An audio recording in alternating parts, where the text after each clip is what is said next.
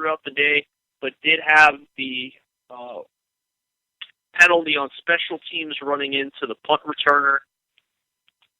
Didn't see a lot outside of that. I think Roman Harper had some plays there that will probably go unnoticed, showing that Roman Harper can still play. Vaccaro played well. Keenan Lewis is still a question mark. I know the last time we were on the air, we talked about the potential of him actually getting multiple surgeries.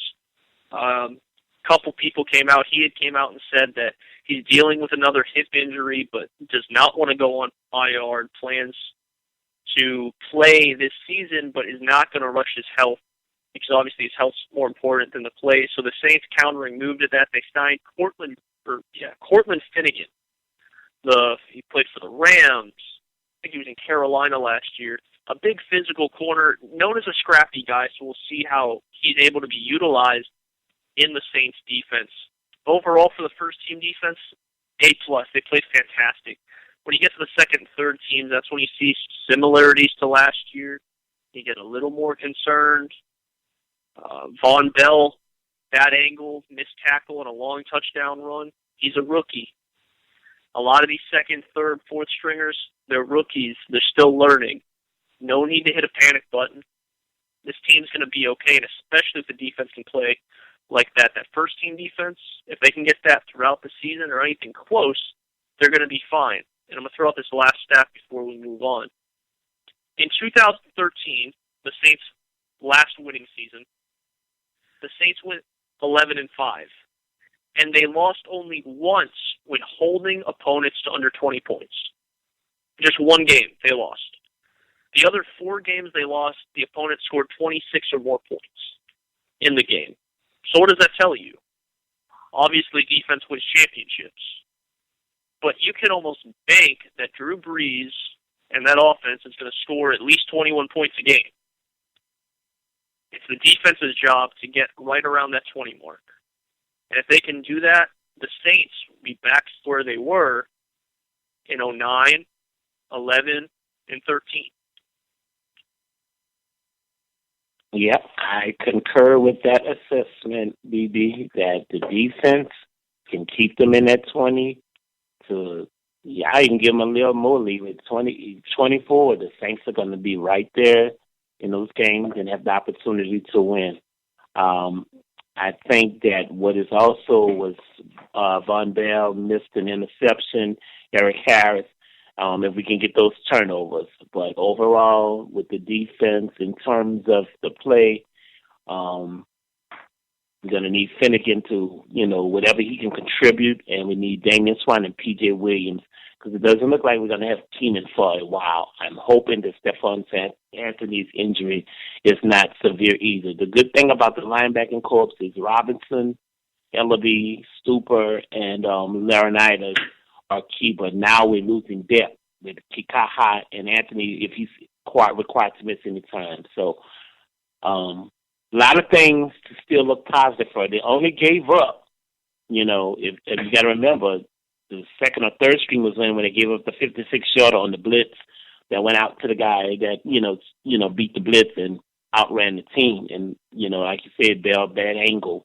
and all of that stuff that occurred. So you're really looking at a team that won this game off of 3 plays, which can happen in the NFL, but really New England, they were really given 21 cheap points. So then when you take those 3 out of there with those 3 plays, you're looking at a team that really, in this game, these people really got a touchdown and 2 field goals.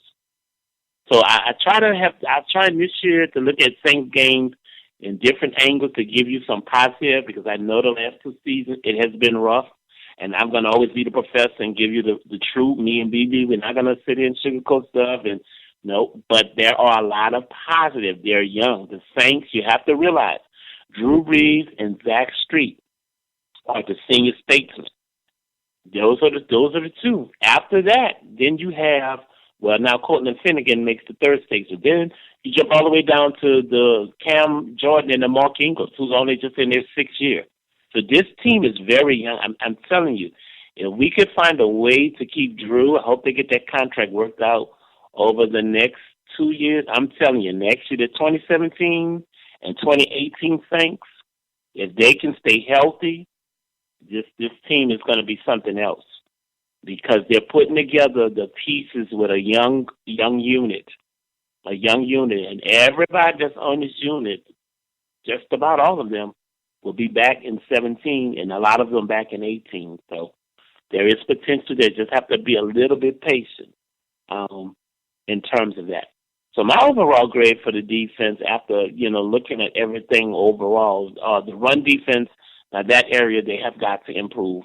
The backups, especially, because that was just a poor 171, 150 yards, whatever they gave up. That's not good. When you can't stop the run and you can't run the ball, now you're in shootout games because you don't make turnovers. Because now you're in a shootout game where Drew has to play perfect and the Saints offense has to play perfect. And we know when Saints have to go on long drives, there's an opportunity that the Saints will probably turn over the ball once or twice in a game. It just happens. So we like the Saints to have short drives or big plays where they don't have to do 80-yard drives or now 75-yard drives every game on all of their drives. So those are the things I'm sure Coach Payton is reiterating and harping on in terms of the Saints. So my overall grade for the Saints defense, in lieu of everything, one other thing before I get to the grade, Dixon, he's got to improve his game because we're going to be counting on Dixon. He's going to feel like his third year, and we need him to step up this year, especially in lieu of what is going on with Keenan Lewis. So Dixon, he did not play the greatest in that game. So hopefully he will make strides and improvement. Some overall grade for the defense would be overall would be about A. I was totaling on a C plus. The first quarter I have to give them an A plus, and then the second quarter I'd have to give them about a B minus, and then it went downhill from there. So I would put the average around a solid C plus, only because of what happened towards the midway towards the second quarter and the third quarter. Maybe not. I'm gonna bring it. Yeah, I'll give them a B minus. B minus.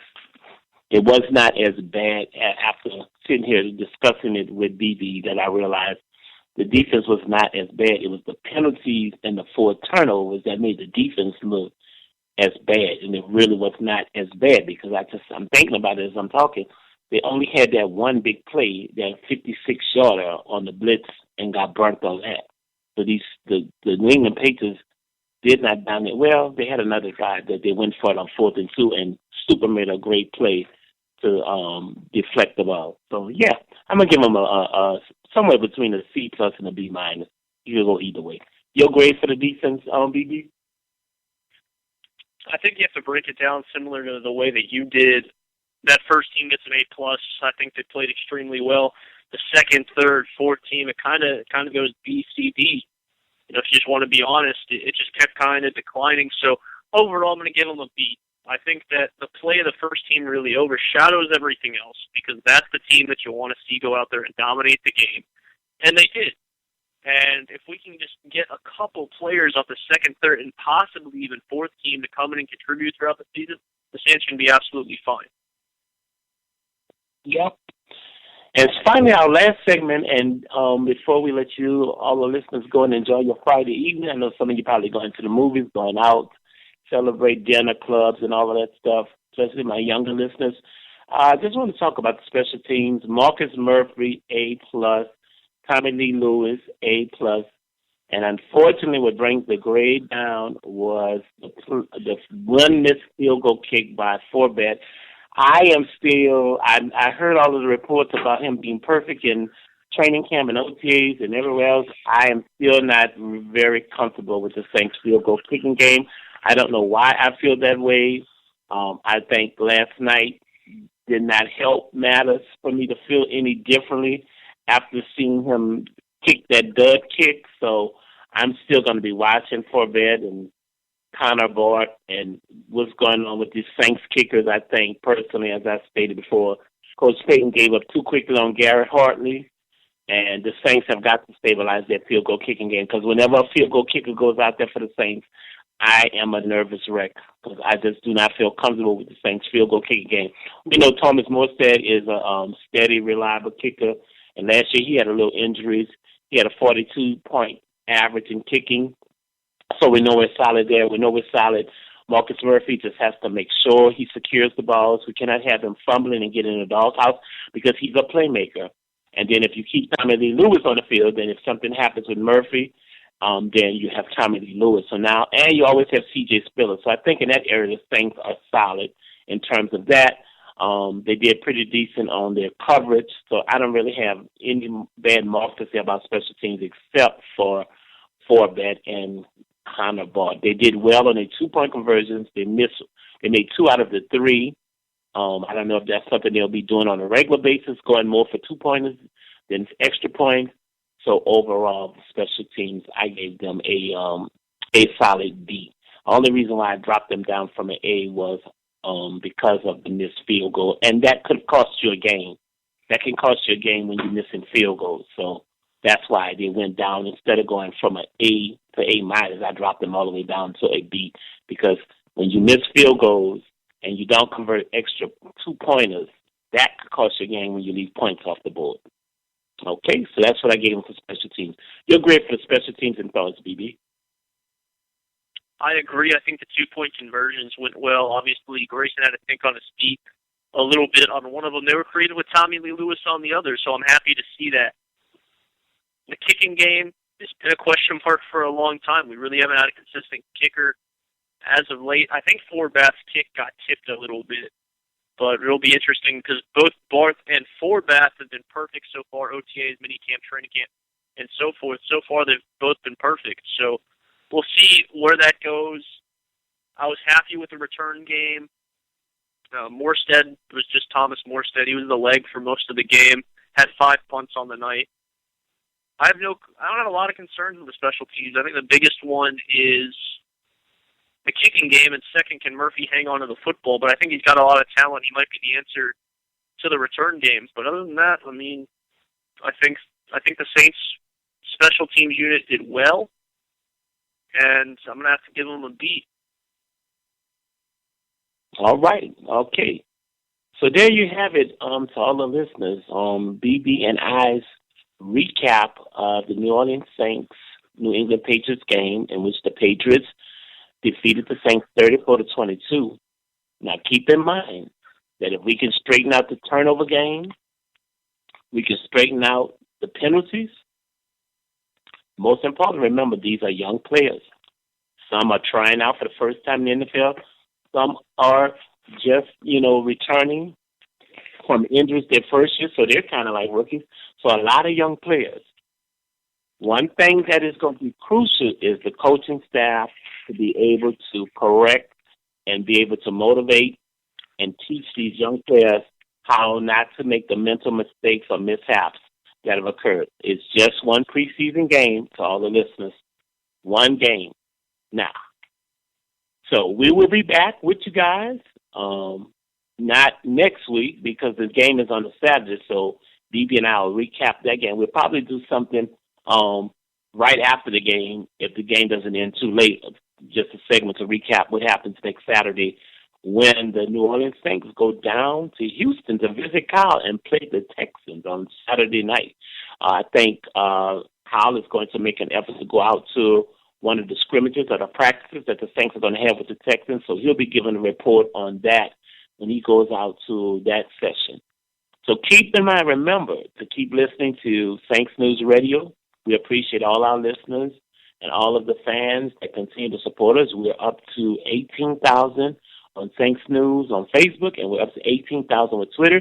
Don't forget to go out there and get the Saints News app. It's available on Android as well as on iPhone, and it's a comprehensive app that Mr. Mosley put together.